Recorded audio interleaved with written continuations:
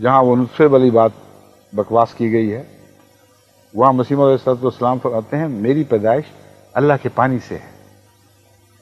وَجَعَلْنَا مِنَ الْمَاءِ كُلَّ شَيْءٍ حَيٍّ، قرآن کی آیت ہے، فرماتے ہیں کہ میری روحانی زندگی بھی اسی پانی سے ہوئی ہے۔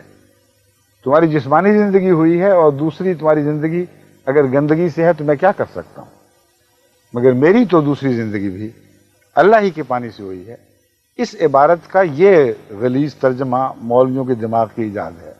اللہ نے برہم فرمائے ایک ہی فقرہ ہے جو ان پر سچا ثابت آتا ہے، نہ اس میں گالی نہ کوئی جھوٹ، حقیقت کا بیان سادہ لفظوں میں مسیح موعود علیہ السلام نے فرمایا کہ اے بدذات فرقہ مولوی،